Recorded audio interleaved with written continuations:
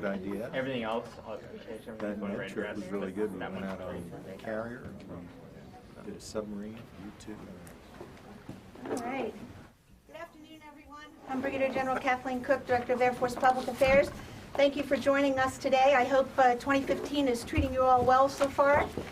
It's been about 6 months since we've done a State of the Air Force briefing. It honestly feels like a little longer than that. A lot has transpired. So joining us today is the Secretary of the Air Force, Deborah James, and the Air Force Chief of Staff, General Welsh.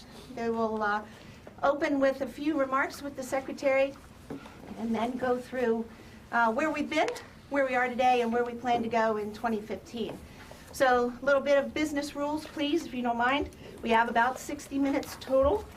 Again, the Secretary will open with remarks. Following that, there will be on-the-record Q&A. And if you would, please identify who you are, who you're affiliated with as you ask your questions. And then at the end of this, if there are any unanswered questions, follow-ups, please get with Air Force Press Desk or any of us in the blue uniform that are still out here. So again, like I said, we have about an hour. So with that, ma'am, the floor is yours. Great. Thank you, General Cook. And hello, everyone. Happy New Year, and thank you very much for joining General Welsh and me for about an hour this afternoon. Since becoming the Secretary of the Air Force about 13 months ago, our Air Force has dealt with many issues that are enormously critical to our national security. First, the United States Air Force remains fully engaged in combat operations against ISIL forces in Iraq and Syria. To date, we have provided more than 60% of the 16,000-plus sorties that have been flown. We also continue, at the same time, our enduring efforts to provide air and space superiority, intelligence, surveillance, and reconnaissance, rapid global mobility, our very important global strike, our nuclear forces, and command and control. These, of course, are our 5 core missions, and we deliver them through the air, space, and cyberspace domains. We have never wavered, even with this operation ongoing in the Middle East, with our sizable and our longstanding commitments in Europe and throughout the Pacific, and we certainly won't be wavering in the future.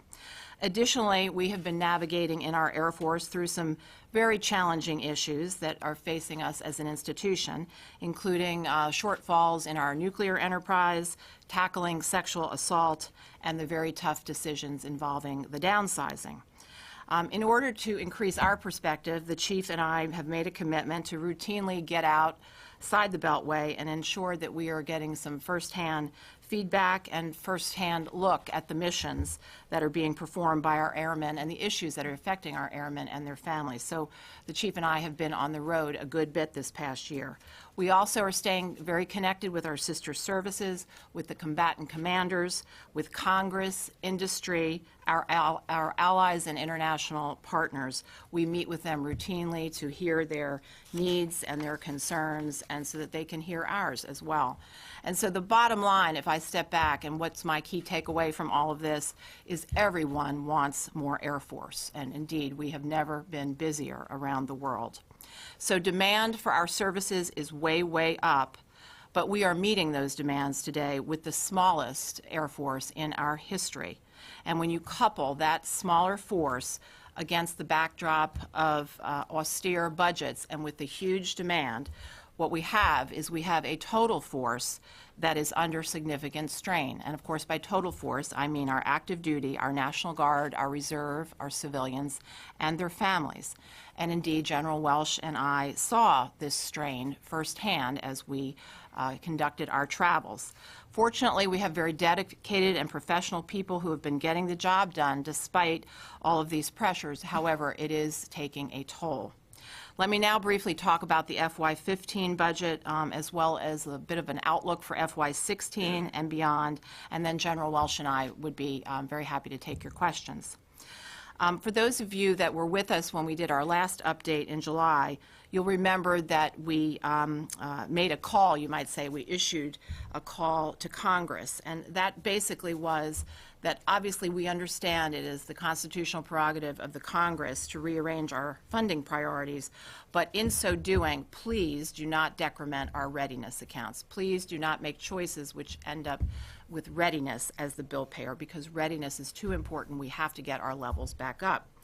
Well, of course, as you know, we cannot accomplish our duties without congressional support, and in that spirit, I want to now step back and thank the Congress, particularly the defense committees, for supporting our Air Force readiness and our modernization going forward.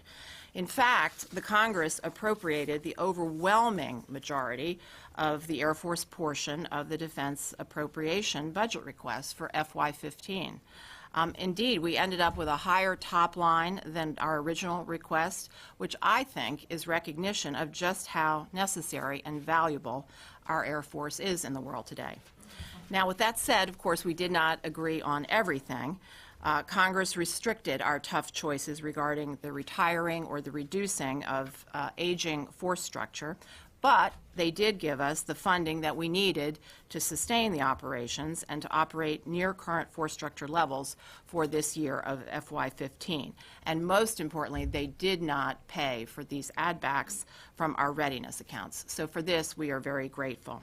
And speaking of force structure, our travels also showed us that when it comes to the downsizing that we have been undergoing, enough is enough. And indeed, that is the number one source of strain for our airmen. It has been the downsizing. So General Welsh and I agree that we have now downsized as much as we can in support of trying to balance our resources and capabilities, but we simply cannot do more. And indeed, we've already announced that there shall be no involuntary boards in 2015. So we're actively now working toward an FY15 goal of maintaining end strength around 350,000 for our active duty personnel, and that is where we intend to remain. If anything, we perhaps need to look about going up in terms of some of our numbers, and that goes for the Guard and Reserve as well. Now, turning to the future, the Air Force will still face many challenges as we continue to restore readiness, modernize our force, and take care of our airmen with a special and ongoing focus on ending sexual assault. Now, the Sexual Assault Response Coordinators, the SARCs, with whom I meet regularly on all of my base visits, they tell me that we are making progress in this fight. The information, of course, contained in the Secretary of Defense's recent report bears this out, but it's not good enough. We have to keep on it, and the Chief and I are committed to doing that. This past Monday, I kicked off our Sexual Assault Prevention Summit, where we have brought together over 150 airmen from different ranks and backgrounds to have discussions and workshops, and particularly to focus on the issue of prevention. And this is just but one of the many ongoing efforts which is designed to demonstrate that we will give this persistent focus, persistent leadership, and persistent action going forward.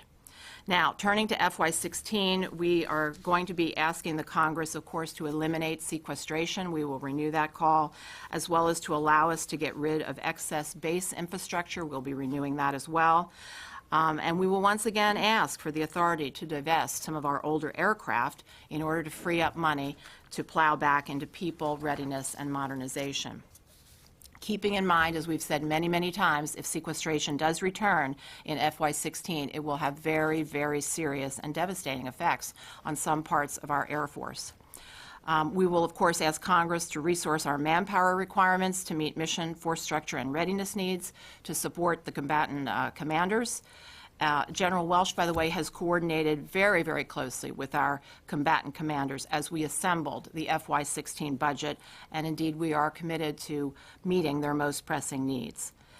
We can't share too much today, but after the budget is submitted, we certainly will have a lot more to say about what our key investments are, and these will be investments in the nuclear enterprise and cyber, space, our National Guard and Reserve Forces, and ISR, intelligence, surveillance, and reconnaissance. I do, however, have a few announcements today to share with you with regard to ISR.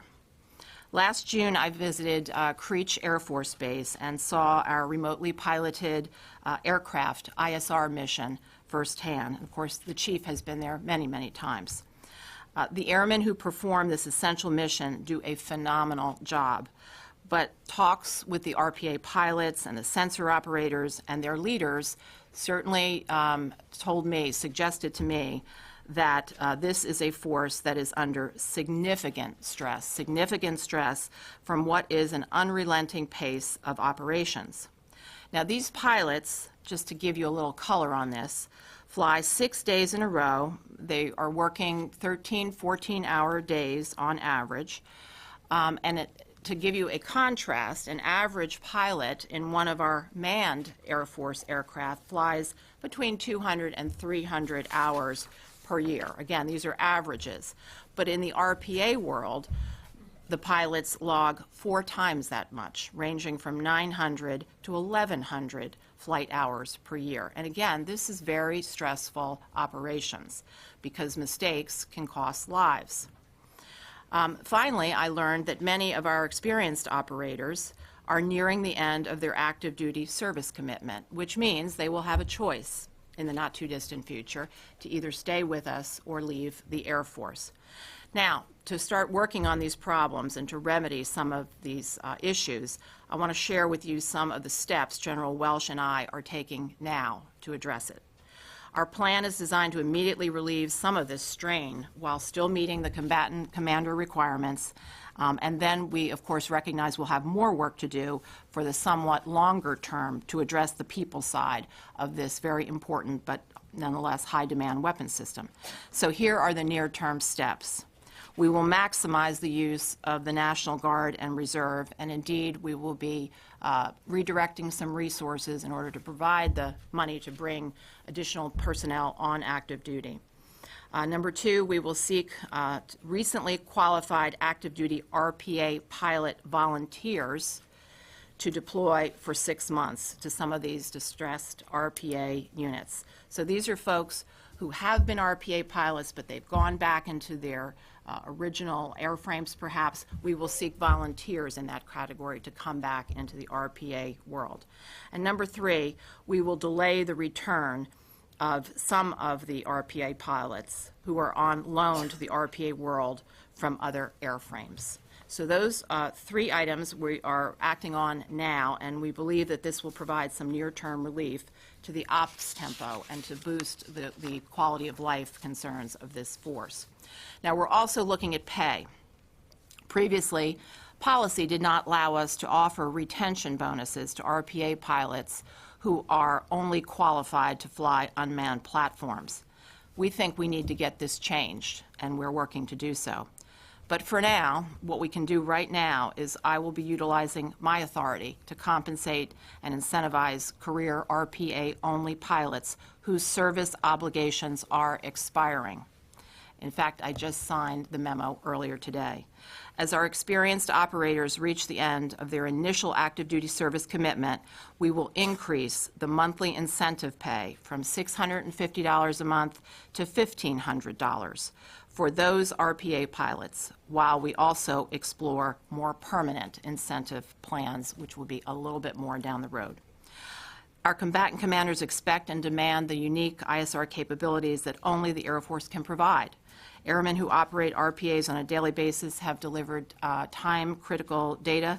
They've prosecuted targets and supported our combatant commanders without fail.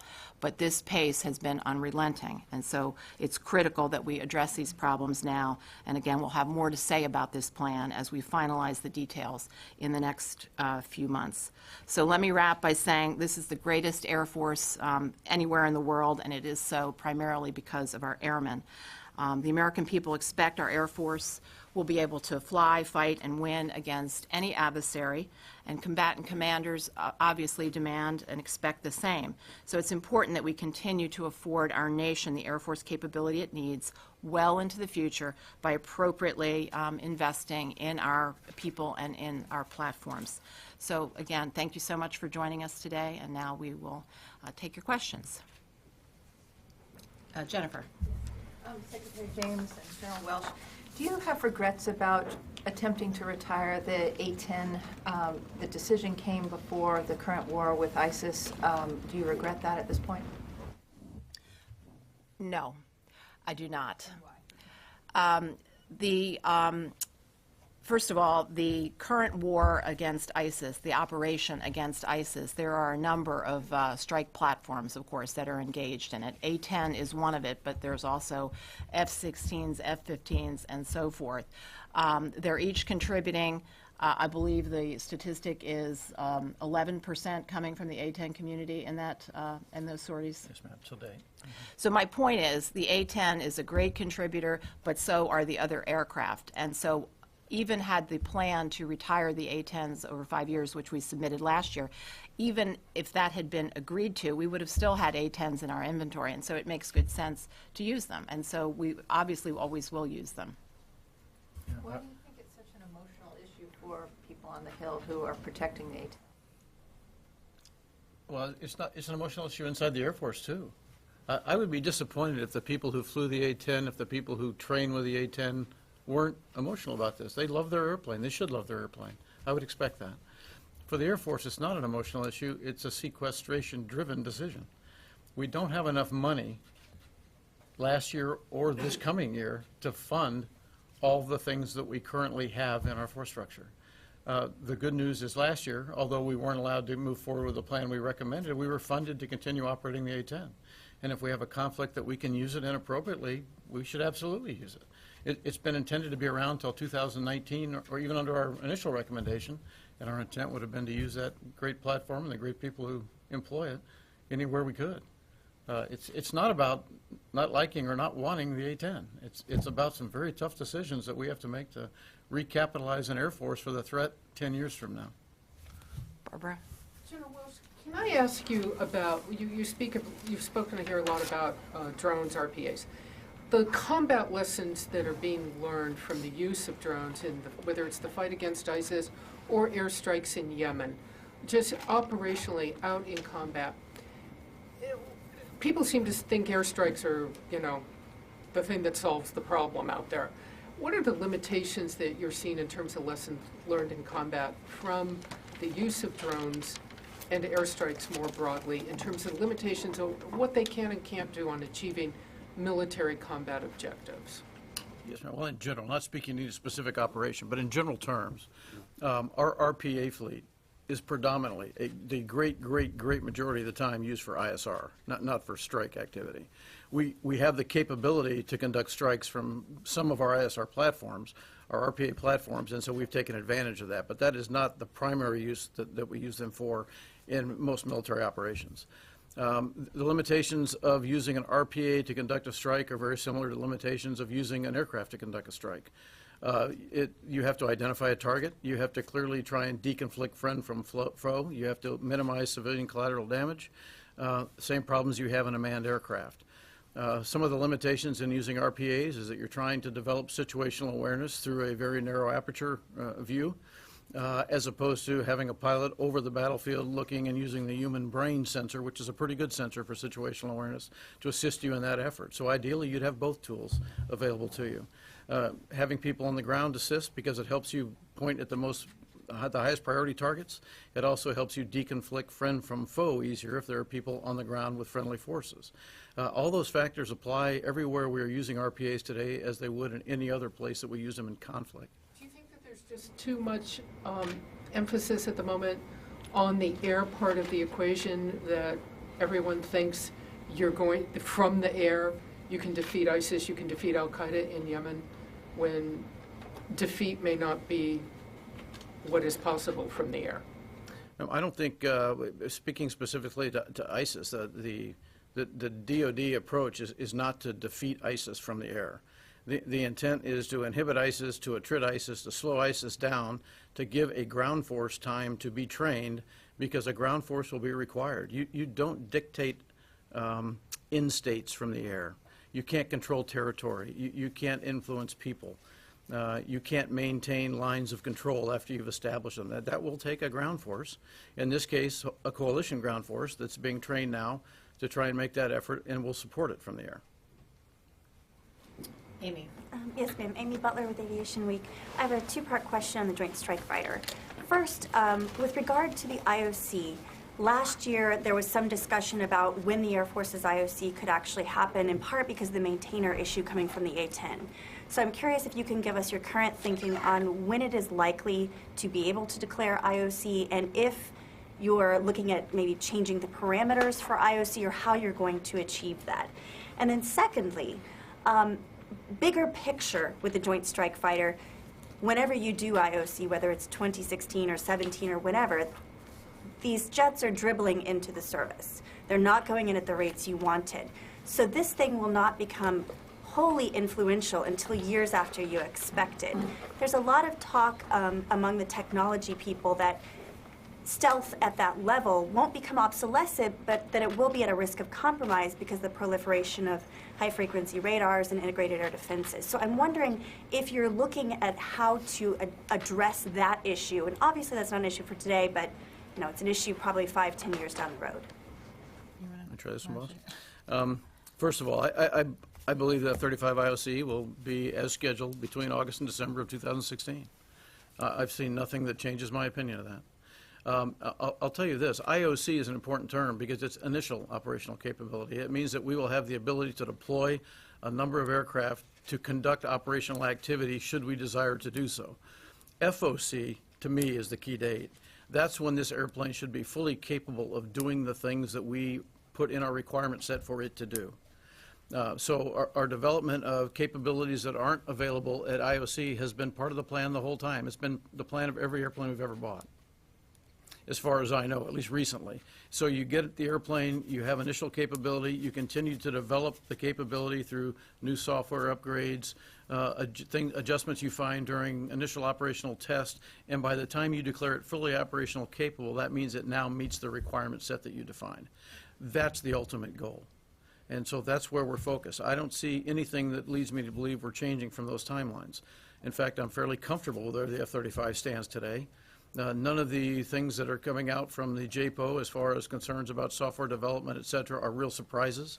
This program has tracked pretty much along the milestones set in the rebaseline in 2011. I won't talk about before that. But since then, it's tracked pretty consistently along the price curves and all the milestone points since then. And we must continue to do that. The big challenge for us is operationalizing maintenance for the airplane, making sure the ALICE system is capable of supporting deployments, and that's what we're focused on right now. So I feel pretty good about that, but remember, for me, the focus is capability at IOC, fully capable at FOC. Stealth is an interesting discussion because people tend to identify a piece of it and think someone will compromise that piece and therefore stealth's no longer valuable. The reality is that stealth is a combination of things. It's not just low observable, it's also speed, low observability, different ways of collecting data, different ways of transmitting and protecting transmissions. It is a way of breaking kill chains if you're sitting in an airplane or flying an unmanned aircraft. And while we may have a new radar developed that allows an acquisition radar to see an airplane, that doesn't mean it can pass the track off to a radar that will then guide a weapon to be able to destroy the airplane. As long as we break the kill chain sometime between when you arrive in the battle space and when the enemy weapon approaches your airplane, you're successful using stealth. And I don't see anything that indicates that is not going to be true 10 years from now. Okay, and just to make sure to clarify, General Bogdan had told the press back in December that the maintainer issue actually could be a showstopper. I want to make sure I'm clear. You don't think that the... I'm talking about in development of the aircraft. The maintainer issue is not an F-35 program issue. The maintainer issue is an Air Force problem. Yes, sir, but it is critical for IOC declaration, correct? And we will look at, well, you have to have enough to operate your initial detachment of airplanes, but we will have enough for that. Okay, so you will have enough maintainers in December to declare IOC? Yeah, if we have enough people to prioritize this to the point where we will be able to get to IOC. Okay, thank you. And by the way, we've got some help from the Congress on this as well, in freeing up maintenance folks from other organizations that allow us to get there. Aaron? Thanks, Aaron Meadow with Defense News. I was wondering if you can speak, just to clarify, you said you will attempt again in the next budget to retire some aircraft. Is that the same aircraft, the same groups of aircraft that you talked about in the last budget trying to retire? Secondly, can you talk maybe generally about how the operations against ISIS have impacted the budget request? Is there certain areas that you felt you need to plus up or could take away from because of those operations? Aaron, I would answer that question by saying we are constantly monitoring what is going on in the world. We're constantly making adjustments as a result. So I think it's safe to say that the budget submission, when you see it in totality, will reflect some of those changes. And in terms of the retiring of the older aircraft and will the plan be identical to what it was, I doubt it will be identical, but there will be some similarities. Yes. Thank you. Jeff Schober with Air Force Times. We're very interested in the new pay for RPA pilots. I just wanted to clarify, is this for all pilots or just those nearing the end of their active service commitments? It's, you know, as you know right now, Jeff, RPA pilots get the same flight pay that a pilot in any other airplane gets. The difference in the two communities is that right now, pilots of manned aircraft, when they reach the end of their initial commitment, they are offered the aviator continuation pay, which tries to keep them in the service for a period of time after that at up to $25,000 per year. That is not available to RPA pilots. So as an interim measure, what the Secretary has done is got approval within her own authorities, has approved plussing up that monthly $650 flight pay for RPA pilots to $1,500 a month as an interim step. The next step is to pursue aviation continuation pay similar to what our manned aircraft pilots get for the RPA force. Sure, I just wanted to make sure it's for all RPA pilots? This is for RPA pilots that we're currently operating in the MQ-1 and MQ-9 is the initial look. But the proposal for aviation continuation pay is going to be broader look. We'll look at where it should apply across the community. That's effective this month? Boss, I'm not sure what the actual start date was. Let us get back to you right after this on that. Just we'll double check the effective date. We can give you that answer. One way to tackle the shortage of RPA pilots, which I don't think has been explored, is allowing non-commissioned officers to fly them, such as the Army allows non-commissioned officers to fly Scan Eagles. Is that something the Air Force is interested in looking at? Actually, we're looking at two things related to what you just said. One is, yes, we should look at the enlisted force as a potential approach to move RPA pilots. There's some pluses and minuses and second-order effects of that. We're looking at those now, and I'll come to the boss with recommendations in the relatively near future. And the second step is to look at other services who might be divesting themselves of aviation assets and see if there's an interest in the crews for those assets of moving into the RPA business. So we'll look at that as well. One last one. Secretary James, you said you have delayed the return of RPA pilots on loan elsewhere. I wasn't quite sure what you meant by that. Could you? So pilots who have been trained and who specialize in another airframe may spend some portion of their career in the RPA field. Some portion, but then the idea is to go back to the original airframe. So we would delay that going back for some of those pilots. How long? Right now, Jeff, specifics to give you a context, we have about 38 people who are on alpha tours into the RPA community from other airplanes. They're scheduled to go back this summer. Of those 38 people, we are talking to each one of them and asking them about staying. That's where we are right now. We know there are 5 of them who've already been matched for other jobs. They'll leave. The other 33, we're going to just ask them if they would consider staying in light of having these other things that are going to come in to try and help the schedule problem that they're facing. Our crew force out there actually will tell you they enjoy the mission, they like the work, they're excited about the future. They're just worn out because this is not a new problem. It's been going on since 2007. As the requirement keeps increasing and all our solutions to it keep lagging the requirement change. And so we have just got to get ahead of this. The biggest problem is training. We can only train about 180 people a year, and we need 300 a year trained.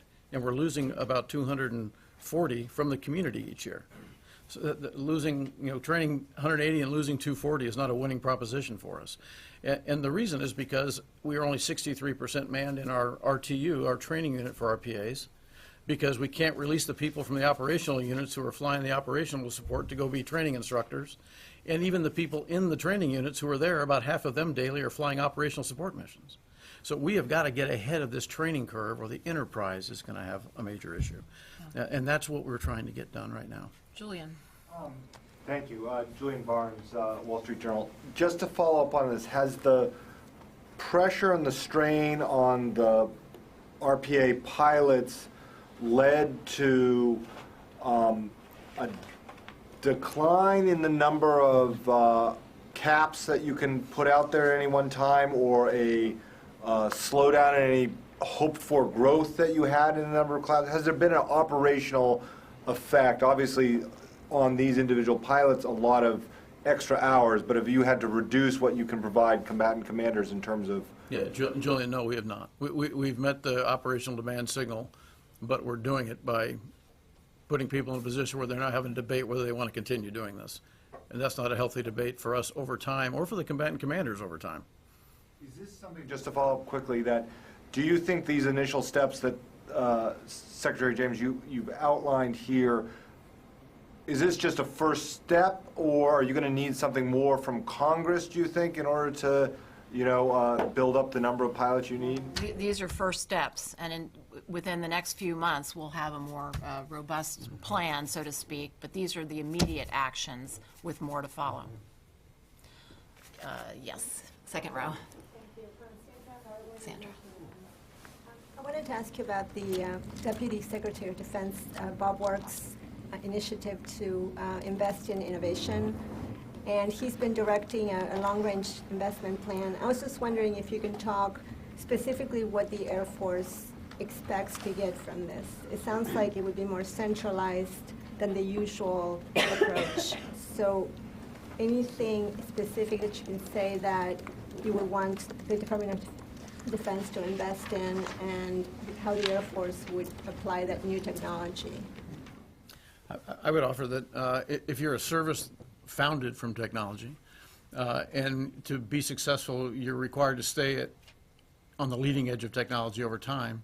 Anything that drives innovation within the Department of Defense, which will likely benefit science, technology, research, development, is good for us.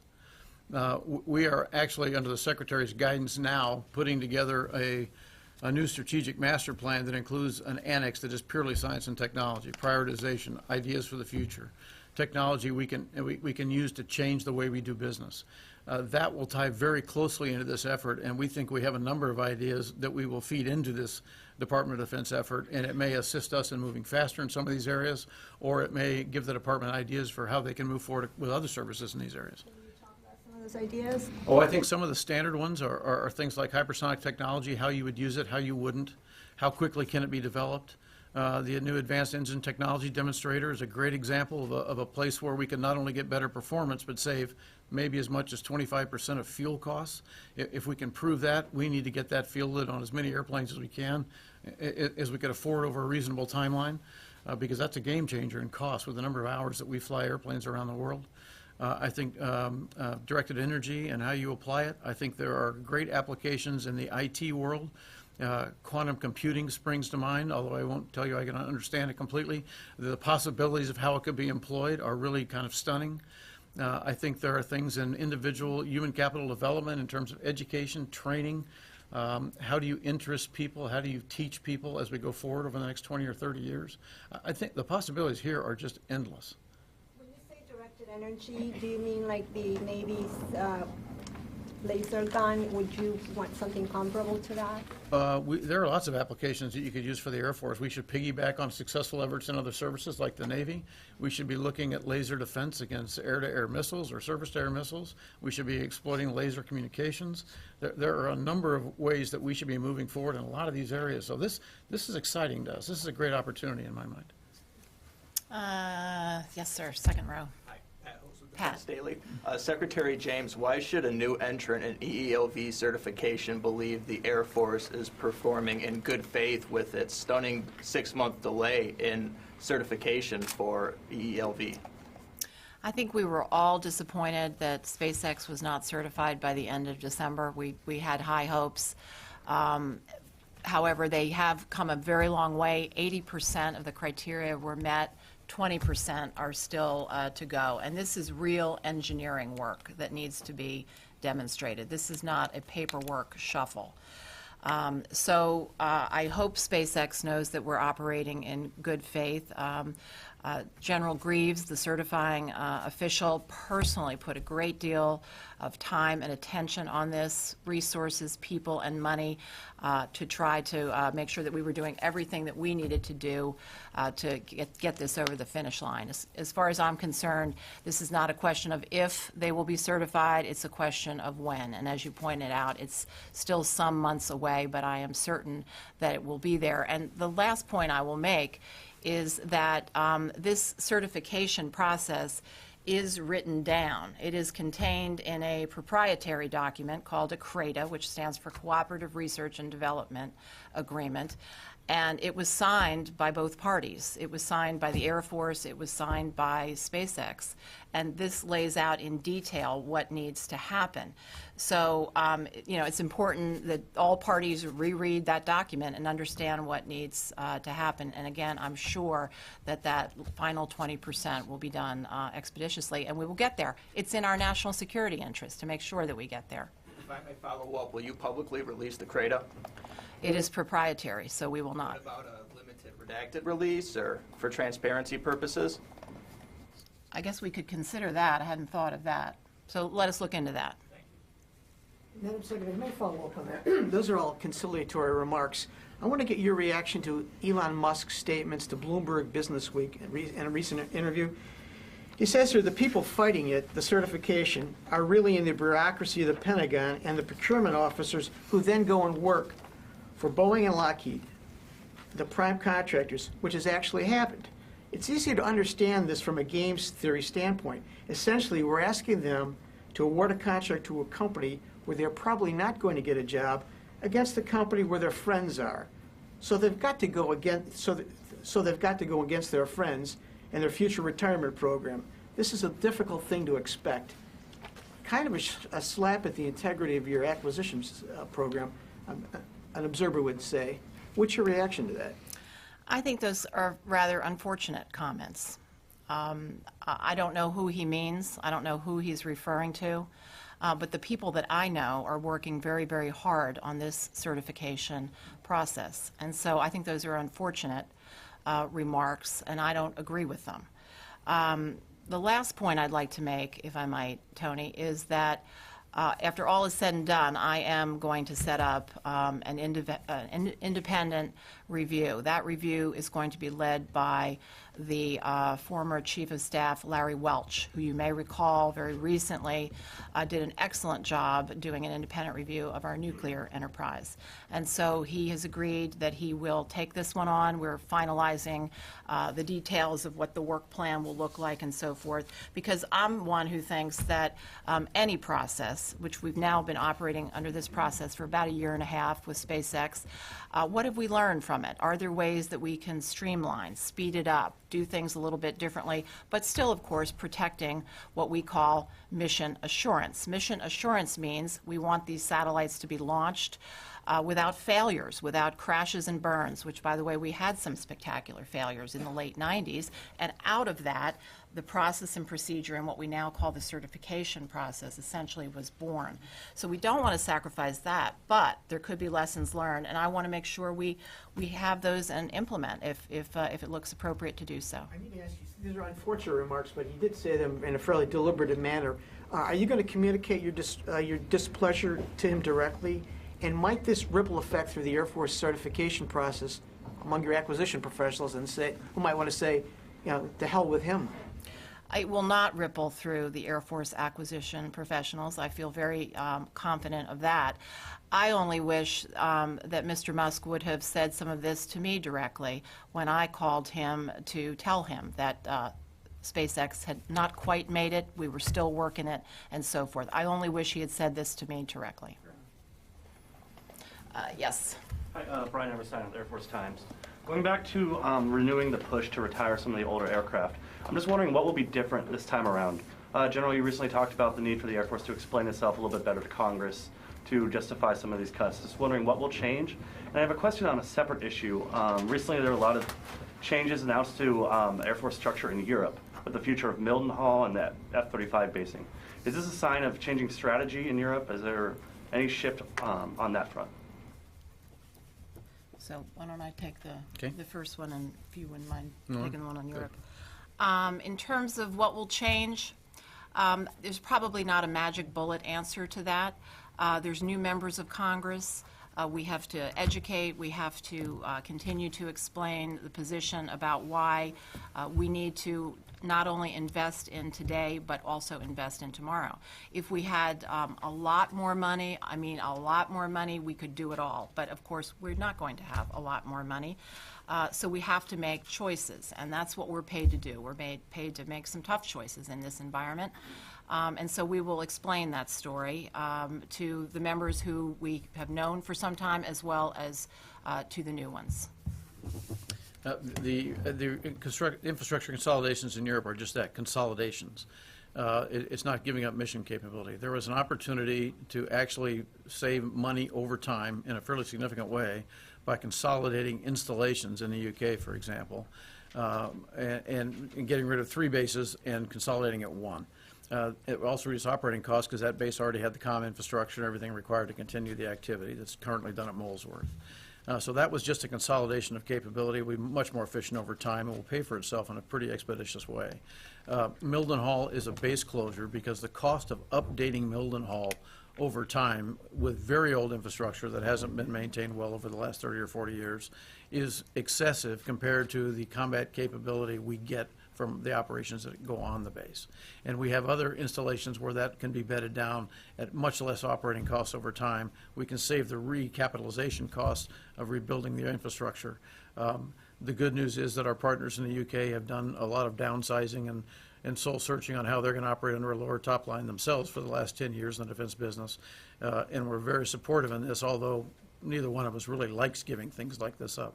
Mildenhall's been a great installation for the Air Force for a long time and remains that way today. But this is all about cost savings and efficiency. Yes. Mark. Mark Shantz, Air Force Magazine. On force structure, different AOR. The Air Force has been pouring a lot of MILCON into what used to be expeditionary wings in places like Al-Udeid, especially over the last year. I don't know whether it's spiked in the aftermath of OIR. My question to you is this part of an ongoing effort to normalize the Air Force's presence in that region, a la Korea, UK, etc., expanding of company tours, things like that? Do you expect this to continue at Al-Udeid? Do you expect it to continue at other locations? What's the trend line here? What we're trying to do, Mark, is support U.S. Central Command's desires in any way we can, in any way that makes sense, in any way we can afford. So when U.S. Central Command decides on this long-term footprint, which is their decision, we support it with an air component commander and then airmen to do the jobs that we bring to their command. If they would like to establish a more permanent presence over time and have been able to work that agreement with Department of Defense policy folks, State Department, and the host nations, then we figure out how to help them as kind of the keepers of the installation of the facilities. We then provide investment to build that capability for them, whether it's a new Air Operations Center or it's trying to expand family presence so you can build stronger relationships with the community of the nations that are hosting you. In all those things, we try and meet their requirement, just like we try and meet their operational requirement. That's what this is all about. Yeah, right. Requirement is going up, correct? Well, we are actually drawing down the number of installations in the greater Middle East, I think, as we come out of Afghanistan. And it'll be necessary to identify which will be semi-permanent to permanent. CENTCOM's responsibility is to lead that effort, and then our job is to try and support them in making those facilities capable and credible in terms of the mission support they're supposed to provide. Please. Madam Secretary, going back to the question about force structure reductions, since the Congress told you we really don't like the idea of retiring the A-10, will you now graduate to that second tier of items that you mentioned last year, like the KC-10, the new engine, as the places where you have to go to get the money to live within sequester? And also, are you going to submit a budget that has 2 levels of numbers, one with and without sequester? So I would suspect, first of all, that the President's budget proposal, which will of course be revealed in February, so I'm sorry we can't go into a lot more detail about the specifics in it. But I do suspect it will be above the sequestration level. I suspect we're going to be asking for a level which is much closer to what we think we need as opposed to what we might be forced to live under if sequestration hits. So that's kind of my best guess at the moment about that.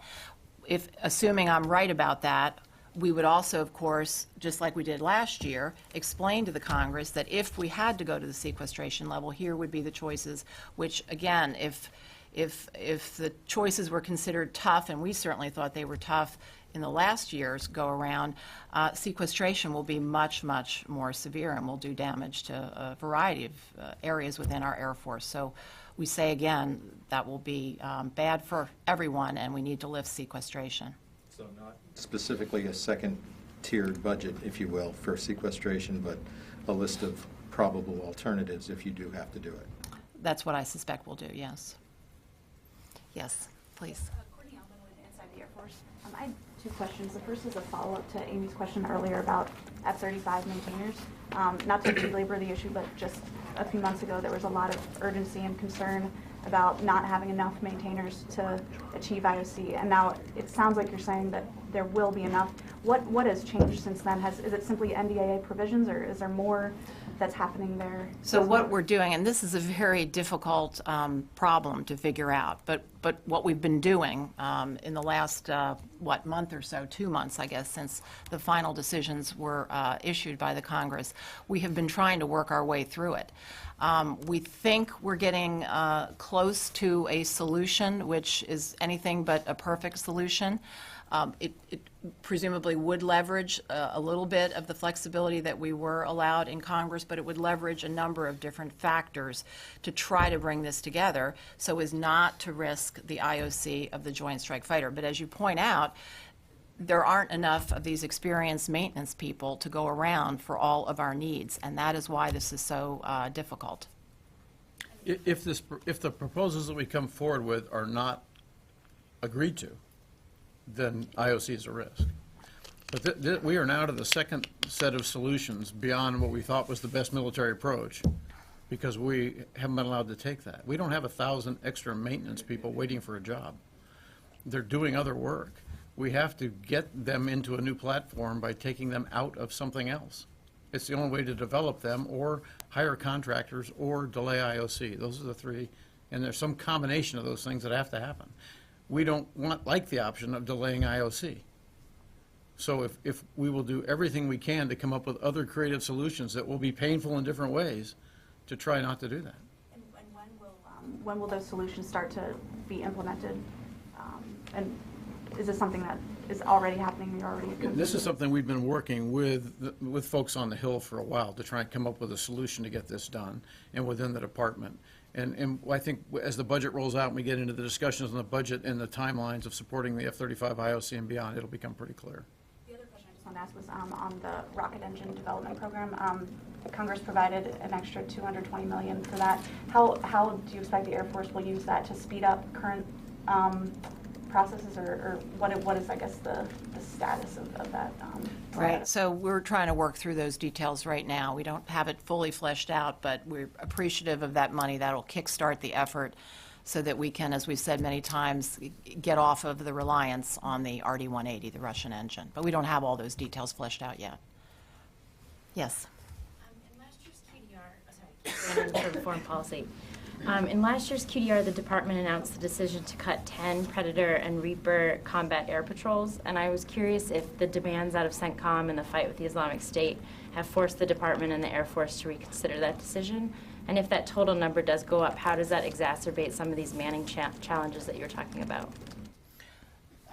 As far as I know, these numbers get confusing sometimes, but the number of caps is on the upward trend, not on the downward trend. The answer is yes. We had to reconsider the decision because of the new activity that was not projected at that time, and it's exacerbated the problem. That's why we have got to do something right now to stabilize this workload issue. We thought we were drawing down and had a plan in place to man this enterprise that would, if we had actually drawn down, we'd be fine right now. 55, is that the number that was the plan? There's been a lot of discussion. 45, 55, we've been on a plan for 55. And we've been... That's going up? It's increasing. Okay. To a number you can share? No, ma'am. Because I'm not real confident where it's going to. But it is increasing. Yeah, these numbers do get confusing. Yes, in the back, please. On that same issue, how much money does the Air Force spend right now to train these 180 or so RPA pilots, and how much money would it take to spend the 300 or so that you would need? Yeah, that's a great question. I don't know the specific answer, but I'll get it for you. I don't know what the cost is per student. I'd have to get that for you. And then just How much do these measures you've just announced, these initial measures, cost roughly, or is there a cost to them? Is it just a matter? The only cost of the initial, there's a very small cost in terms of the aviation bonus intended to keep a number of people in the career field. There aren't that many of them who are coming to the end of their tenure, so that's not a very big number at all. There is a cost associated with expanding support from the Guard and Reserve units that fly RPAs today to expand their manpower so they can bring more people full-time to be able to support more CAP activity. That comes out of an MPA pot that we have in our budget already, but there will be a cost associated with it. And if we continued it over time, we'd have to include it as part of an appropriation request. We can cover it this year, but in the future, it would have to be part of an appropriation. That would be the big cost right now. The funding for up to 300 people in the training pipeline is in our budget. We had planned on being there by now. So we have programmed for that. I just don't know what the amount is, but I can get that for you. We are at the 5-minute mark. Okay. Hi, Louis Martinez with ABC News. If I could follow on the maintenance question and the RPAs, the solutions that you're announcing today seem to be focused on the pilots, but the RPA mission is much broader with sensor operators, with maintainers, with the intelligence analysts that review this. What potential solutions are you looking at to ease the stress on that force? And when you talk about potential, the damage that could be caused by further sequestration cuts, at what point, what number range, personnel-wise, are we talking about that you could see operational readiness being affected in severe ways? If you're talking about 350, are we talking about lower 320,000, something like that? Oh, you mean overall, our end strength? To the rest of we've been working the RPA retention issues for the entire force for a while now. There have been a number of initiatives, and we can give you a list of things that have been done over time. The crisis right now is with the pilot force because they are reaching because of the way their tours of service are organized. We are reaching a point where some of them can go. And it is the most stressed part because it is the lowest manned percentage-wise part of the RPA fleet. That's why that's the focus. But as far as future discussions, it's about the entire enterprise. And it has been for the last 8 years. So I would tell you that we're considering everybody in this. These specific items near term are to try and keep the pilot force engaged. They have the longest and most expensive training pipeline in that community. But there are many other people, as you well know, who are engaged in this enterprise. The other thing that you mentioned was the number. The number is actually 315, not 350, so 315,000. And this, as the Secretary mentioned to you, we believe we're there. We cannot go any lower. We are getting too small to succeed, as opposed to too big to fail. And so we're at a point now where we are undermanned in many career fields because we've taken people out of them to put in other areas to shore up those areas. RPAs is a great example. We've grown from 21 caps in 2008 to going to 55 plus now, and those people have come out of other things like maintenance, security forces, other areas where we just changed the ratio so we could build the RPA fleet on the fly. And now we've got to go back and get our maintenance manning up above 84% because it's affecting readiness and operational capability. We've got to get our nuclear security forces fully manned. We've got to get our intelligence business, which underpins all this RPA activity, up to full manning in every different category.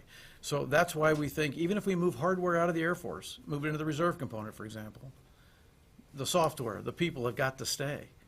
And let's bring new people into the reserve component to operate that hardware. And let's reman the Air Force squadrons at the front end of our business. We can cut things out of staffs all we want, but if we break squadrons, we're out of business. I'm sorry, Chief. No, it's okay, Catherine. 2 more questions. 2 more, all right. How many more people do you need to get the nuclear facility security fully manned? What are some of the things that you're going to be doing next year to continue the process? I know you said nuclear security and nuclear capability was one of your key investments. What are you going to be doing to keep that moving forward? And about what is the % of the budget that you're going to be using to invest in nuclear? So in terms of the manning, we have redirected, I should say, about 1,100 people to plus up the nuclear forces. Furthermore, there's 8 what we consider critical specialties, and we're going to make sure that those are 100% manned. So as you heard the Chief say earlier, as we were talking about the broader Air Force and why we're so passionate about not going any lower in terms of overall numbers, one of the things that certainly I've discovered as still a relatively new secretary is that we are undermanned in lots of areas of our Air Force. but we're not going to be undermanned in these 8 critical nuclear. So we've, doubled down the effort on that. So that's the manning. In terms of additional initiatives and whatnot, we've announced quite a few, and there's a long-term effect of these. So we're going to be continually monitoring how are we doing with these initiatives and prepared to tweak or change and that sort of thing as opportunities seem to present, but we'll be obviously tracking that plan very closely.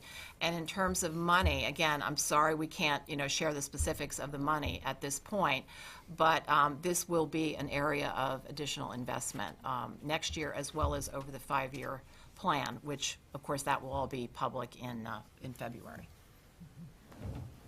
Yes, sir. David Lerman with Bloomberg. Just wondering if you can give us any update on the new bomber program. Is the competition still on track? Any update to the timeline for an award for that? And could you also just speak to the urgency of it, some sense of how urgent it is? And if it is urgent, why is it better to spend all this time and money designing a new aircraft instead of just buying more B-2s? So the competition, there's really nothing new. It's on track. Best guess projection I would give you is sometime in the late spring, early summer, and no real changes to the program, sort of steady as she goes from things that we have explained before. Do you want to talk about the operational, the need and so forth? Oh, I think, first of all, B-2 is going to be a pretty old airplane now. We compared to the B-52, it's pretty young, but compared to most other aircraft that are able to operate in the environment 15 to 20 years from now, it's old. The timeline of the mid-20s for beginning delivery of the long-range strike bomber allows us to start retiring the B-1 fleet, the B-52 fleet, over about a 15-year period, so that by the time we get to 2040, we will still have B-2s in the inventory, but the same limited number we have now. And hopefully by the mid-2040s, we'll have roughly 80 to 100 is the target number for long-range strike bomber. We've stuck with that number for a very specific reason. We believe that's the number it takes, after doing some very significant operational analysis, to do nuclear deterrence and to do a large-scale air campaign. You need that number of bombers to actually turn the number of sorties you have to fly. It's a pretty mathematical equation. It's the right number. And so we're trying very hard to keep price as an independent variable so we can afford that number of airplanes. And staying on a very deliberate track in this program, limiting requirements, changes, and growth, staying on the acquisition timelines are really, really important to us in moving this program forward. So that's the approach, and right now, I'm really comfortable with it. We're about where we need to be. We are, yes. Thank you all very much. Thank you.